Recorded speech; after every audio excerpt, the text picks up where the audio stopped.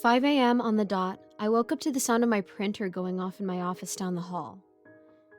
I thought nothing of it. Maybe it was just a bug in the printer, or my cat ran over the power button. Maybe it was a paper informing me of an update. Or maybe it was an advertisement printed out by HP themselves to make a quick buck. I'd seen that on Reddit before. I soon went back to sleep because I had work in the morning. When I woke up, I had gotten a text from my boss telling me that, due to an unexpected blizzard, everyone would have to be working from home today. With my pajamas on and my coffee brewing, I went to my office to start my computer. And that's when I remembered my printer going off. I went to go check what it had printed, and my heart sank. It was me. Like, a photo of me. But it wasn't a photo I had taken. It was me leaving my work building. The photo was taken from a table from the coffee shop across the street. I was thoroughly freaked out for the rest of the day. Soon it came time to go to bed, and I tried to think of a rational answer as to why what had just happened. My rational side figured that I wasn't a sensible target for stalking, so it had to be a prank of some kind. My suspect was Carter. He was experienced in IT and often got out before us, and he likes to go out to the coffee shop after work. Combined with the fact that I'm a relatively new hire, I figured that this was some kind of initiation thing for the IT department. The next day at the office, I asked Anna if she ever had a similar experience when she joined the IT department.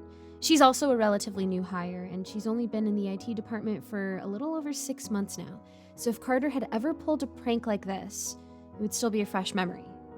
She looked bewildered and told me that no such thing ever happened to her. Okay, maybe when Carter's done joking around with you, he tells you to play along, I figured.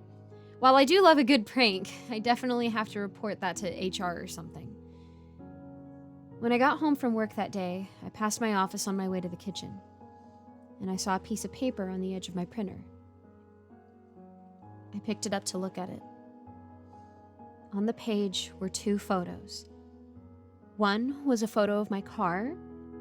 The other was a photo of my license plate. And it was back to being scared I went. I wanted to call the cops, but what could I tell them? Officer, somebody's hacking my printer. No, that sounds stupid. The next day, it was a photo taken from a car next to mine at a stoplight. The next, it was a photo of me and my friends at a bar. The next, it was a photo of my mother's grave. The next, it was a photo of me at the post office. The next, it was a photo of me visiting my father's house. It had become a daily thing for me, checking the printer first thing every morning. There was always something there. Yesterday, it wasn't a photo. It was a list. Clipboard, leash, spare tire, sunglasses.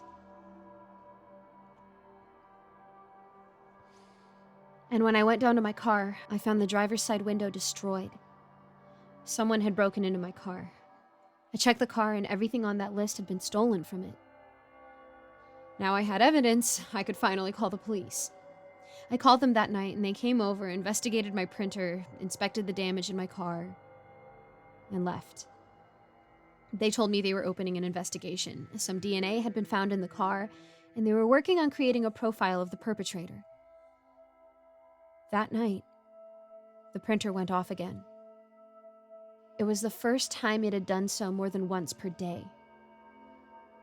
On that piece of paper was the most disturbing thing I have ever seen.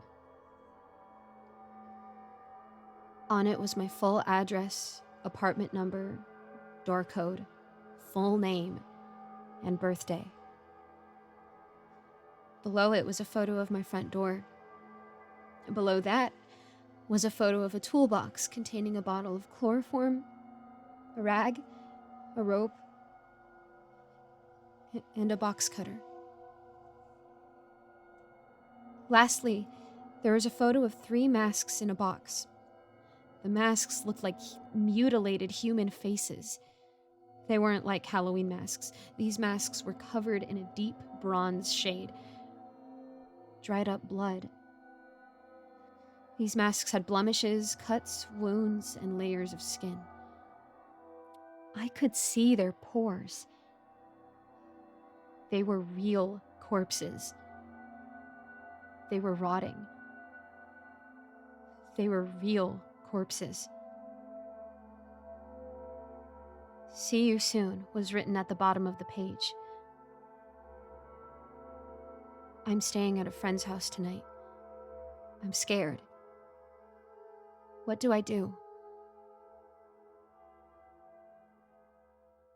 Hello, everyone. I'm Giggles, and thank you so much for listening to my narration. A quick shout out to all my patrons: Melissa Perez, Geek Sanctuary, Lawrence Wallen, Andreas Anderson London, Eric Cifuentes, Krzysztof Kozak Slazak, Jesse Hartley, and Icy Narrates. If you want to become a patron today, you can check out the link in my description below. And as always, thank you so much for your support. I'll see you in the next video.